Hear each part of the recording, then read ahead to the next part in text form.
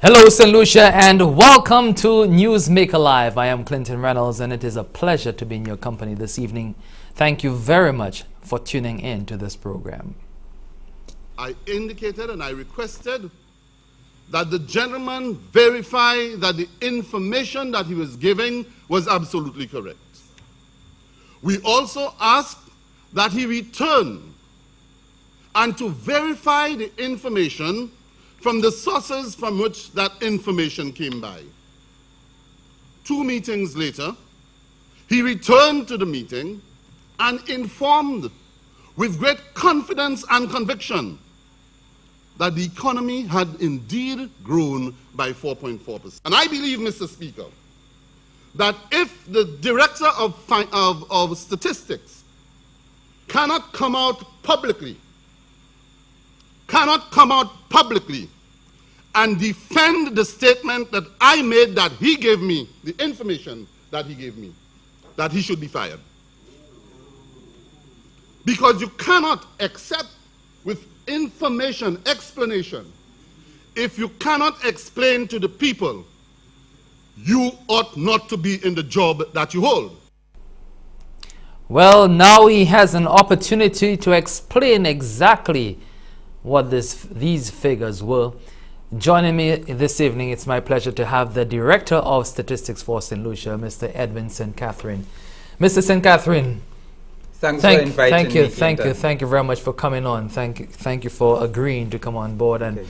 I know, first of all, I mean, you're hearing those statements probably for the 3rd and 4th time, because I'm sure that you have repeated them trying to understand exactly what was being called for. What was your initial reaction? First, let me ask you, where were you when you first heard those statements?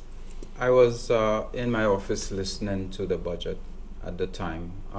As I tried to listen to some of the critical speeches within the budget, you know, to get a sense of where policy direction is going, what the statistical needs of the government are likely to be, and to ensure that at the statistical office we make serious attempts to address those needs as much as possible.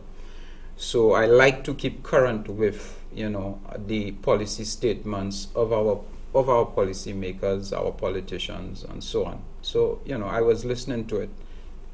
And I am sure that you were not listening to it expecting to hear that you would have been called or been thrust into the spotlight then. No, I was actually, I was astonished. I was surprised. I couldn't understand the nature of the statements. The statement to the effect that I came to any meeting at all, suggesting that I was with great conviction, that I was so convinced about the GDP numbers, that statement is not true. It is an inaccurate statement, because several meetings I personally informed, you know, members that I had significant issues with a data source.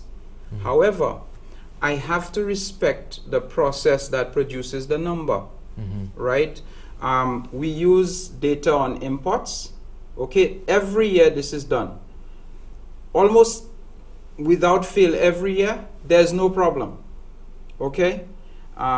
There were implementation issues at the Customs Department. They were having significant implementation issues during 2010. And there was instability in the data source. Customs was grappling with the implementation of Asecutor World, and they were having those challenges. I knew that. I knew also that it was an unusual situation. There were going to be certain risks associated with the use of the data. But for many, many years, this is the process that we used. We use import data. We apply certain trade and transport margins to the imports data, and that process, called a commodity flow process, allows us to generate the GDP for the construction sector, and the wholesale and retail sector. In the case of the construction sector, we look at construction materials, cement, steel, prefab buildings. There are about 600 items on the list based on customs HS. So that is what we use to generate the GDP of the construction sector and the wholesale and retail sector. Now, I know that our systems, and that is the process. So one has to ensure that every year you respect that process. Right. That is actually a principle of official statistics. Right. Right? And you have, your process must be repeatable, and so that whichever government it is, you are using the same process. But because of the instability, these issues are now resolved largely. We know exactly what procedure codes we're dealing with customs and everything. So they have worked on and resolved a lot of these issues. And so now we have information we are confident in. And we can say definitively now that our revised GDP is in fact a lot more accurate than the initial number that we published. Now let's go back a little bit. I know this is the explanation, and I think the opposition leader had requested that explanation. Yes. And for the rest of the public, right, who was not privy, the normal citizen who was not privy to the information, right, that would provide some insight as to how the process worked. But let's go back. When you first heard it, what was your initial reaction? What was your initial thought when you heard the statement? Well, like I said, I was surprised. I was astonished. I felt a little light on my feet, I thought very deeply through. But it was so off target in terms of the statement that was made relative to my experience and my communication on this matter, that I couldn't understand how that. I thought these statements were unfortunate. I believe the former PM to be a reasonably good person, right? So I could not understand. So I deduced from that situation that he must have been misled. That is what I think. And who would have misled him in a situation like this? I do not know. I do not know, quite frankly. But who did you share the information with? There were a lot of people involved in that process. Not any one specific person. Okay. So there are a lot of people involved in that process, and I do not understand how my position, both verbally and in written form, which was requested by the Prime Minister himself, was not fully and cogently communicated to him. But it's interesting because you're explaining the process and the need to guard the processes involved in gathering GDP information. Right. And it is unusual for you to have a caveat, a letter, accompanying the figures to say, well, I am very guarded.